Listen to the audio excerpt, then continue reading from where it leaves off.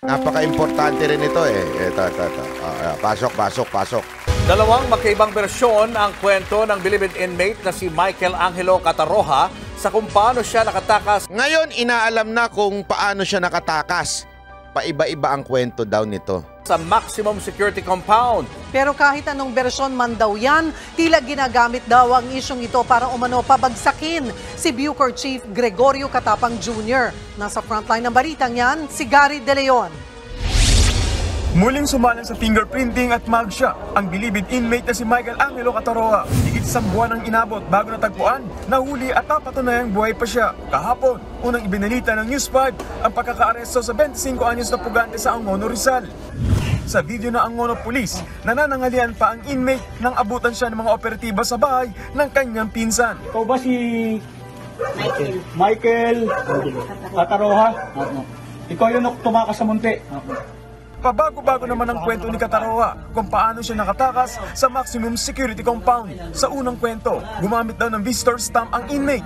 Nagkataon daw noon na maraming bisita na stay-in para sa family day noong July 7. Sumabay daw siya sa paglabas ng mga bisita at hindi napansin ng gwardya ang peking visitor stamp. Ginaya niya through ballpen, kaya siya nakalabas. Tapos, naghanap siyang kasing built niya raw ng katawan, kasi taas niya, ginamit niya yung pangalan ng visitor. Pero di naniniwala ang PNP sa kwento ni Cataroha. Pampelikula no? Ginaya lang daw yung katawan. Tapos gumawa lang daw sa true ballpen ng parang yung permit ng mga visitor, something like that. Sabi ko, nung una pa lang, naisip ko na kagad yun. So, do you mean hindi alam ng mga tao yung itsura niya? Imposible. Kahit ba sabihin natin napakarami nilang preso, kilala naman nila ang isa't isa sa tagal nilang magkakasama dyan. Imposibleng hindi malaman na yan yung isa doon. Di ba? Lalo na yung mga ganyang pagbumuka. Hindi naman siya pero yung pagbumuka niya hindi mo masasabing, di ba? Kasi may mga ganong itsura eh. Hindi ko sinasabing masagwa o gwapo. May mga ganong itsura na pagka nakita mo, hindi mo mapapansin kasi parang maraming kamuka. Gets nyo? May mga ganong itsura. Okay? Parang di ba, parang boy next door, girl next door. Kasi ibig sabihin nun, halos yung itsura niya, alam mo yun? Di ba? Ito, alam mong yung itsura niya, madali mong matatandaan. Ulitin ko hindi ibig sabihin pangit Hindi ko sinasabing ganon. O kakaiba. Pero may mga gano'n, halimbawa, si Dada, kunwari, itsura ni Dada. Hahanap ng ganong build. Di ba, tandang-tanda mo na kagad itsura ni Dada Yun yung mga tipong unique Hindi mo naman sinasabing, naiintindihan nyo ibig sabihin, may mga ganong itsura. May mga itsurang madaling gayahin, madaling pero may mga itsura talagang unique. Si Dada talaga. So ito yung mga itsurang parang mahirap i-duplicate. Sama na example ko. Pasensya na! Sa higpit ng maximum security, hindi naman ganun-ganun ka nakakalabas.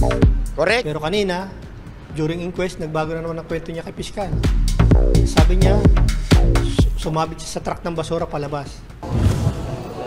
Sumabit naman daw siya sa truck na iba na. Ang bilis magbago. Bilibid, naglakad daw ang inmate at nanatili umano sa bahay ng kanyang kamag-anak sa Angono. Pinagtas niya ang EDSA hanggang makarating ng Kainta. Wow, mula Bilibid, EDSA, binagtas niya. Nilakad lang daw sabi. Hanggang Kainta. Then, from Kainta Rizal, pasabit-sabit ng jeep hanggang makarating na Angono. Inaalam ngayon ng Angono yung jeep, pagdating na dun sa pasabit-sabit na daw ng jeep. Police kung bumalik sa karnaping si Cataroha sa isang buwang malaya siya. Considering ng kaso niya ay karnaping, iniimbestigan natin siya, baka masangkot pa siya rito during na nakakalaya siya. Nauna nang iginit ng ina ni Cataroha na hindi niya itinago ang anak. Bigla na lang daw itong sumulpot sa bahay ng kanyang pinsan kahapon. Yan naman nalaman ng jet na sa tabi sa video. Wala po akong alam, wala talaga akong idea. Kasi, pilit ko siyang ginoon na wala naman.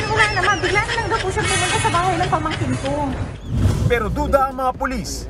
According sa nanay, hindi niya pa nakakausap tong kanyang anak. Pero siyempre tayo, speculation natin, nakonta. So wala naman tayong pinangahawakan doon.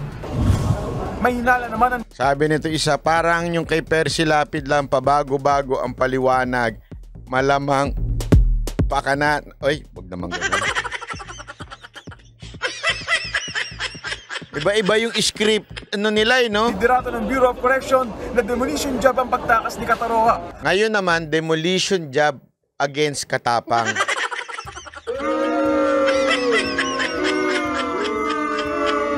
Hay nako, para malusutan ang kapalpakan, ginawa ng demolition job kay Katapang.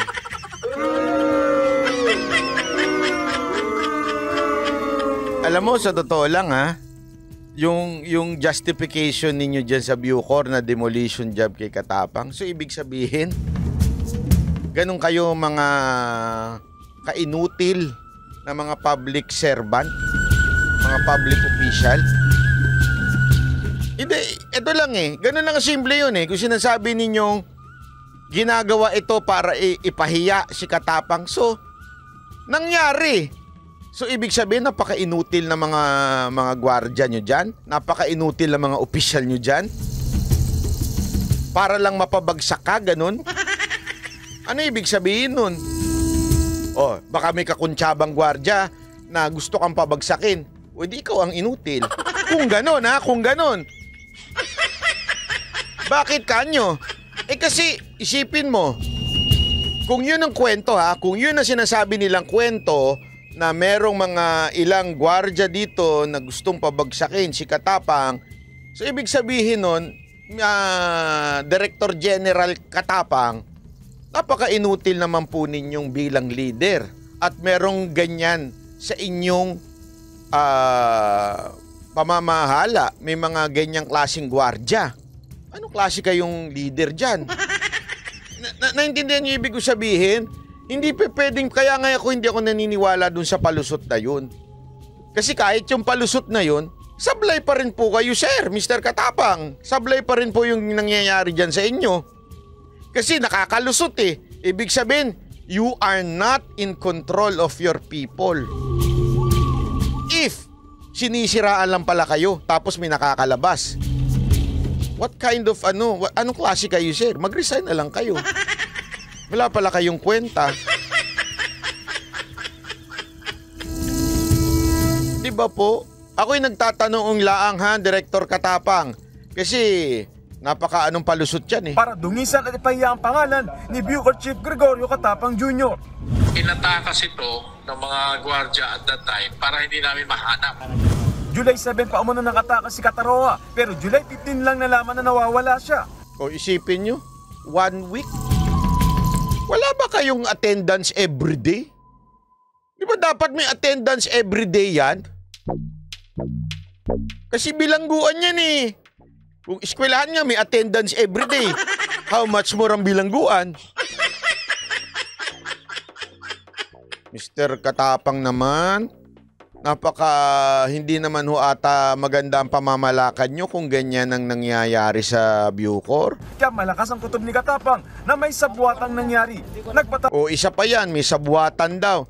So sir, napapalusutan kayo ng gwardiya nyo? Yun na sinasabi nyo sa amin ngayon? Hindi po, di ba? Ganun na sinasabi niya. Oo, may sabwatan dyan mga gwardiya ko. So sir, napapalusutan kayo? Paano kung magsabuatan lahat yan? Palabasin ang lahat ng mga gang dyan. Sir naman, niloloko nyo naman kami, sir. Huwag na pang po ganun. Di ba? Tawag na ng Board of Inquiry ang Bucor Chief para matukoy kung sino ang dapat panagutin. Baka trabaho na ito, mukhang may nagpatakas sa kanya. Para nga, siyempre, di ba? Malaking investigasyon yan tapos delay pa. Ay, naku naman, sir. Napaka-anong palusot yan. Di maganda. Sir, ang amin lang, sir, sana naman, kung talagang ganyan na sinasabi ninyo, ayusin nyo. Kasi, kung totoo yan, na sinasabi ninyo kayo ay pinagkakadiskitahan ng mga gwardiya ninyo. Sir, ganun ba kayong klaseng leader? You are not in control of your people? Ang tawag sa inyo, weak leader. Kung ganon, sir, ha? So sana pakiayos naman po yan. Noong araw, naibalik na si Kataroha sa maximum security compound ng Bilibid sa Muntinlupa. Handa raw siyang sabihin kung paano siya tumakas. Itinanggi rin niyang may nagpatakas sa kanya. May tasking ka? Wala po. Wala kang ihahatid? Wala po. Tingnan niyo yung itsura niya nung tinanong siya na wala ba nagpatakas sa'yo? Tingnan niyo yung itsura niya, ha? Yung mga magagaling dyan na tumingin na mga nagsisinungaling. Oh, yung mga asawa dyan, di ba? Yung mga asawa pa naman, yung sasabihin nila, ito, hilig na script ng mga babae. Mga babae, may pakiramdam yan. Nararamdaman nila pag niluluko sila. O, di ba mga babae, ganyan ang lagi ninyong script sa buhay? Malakas ang pakiramdam ng babae. Ang lakas ng intuition namin. Nalalaman kagad namin pag niluloko kami.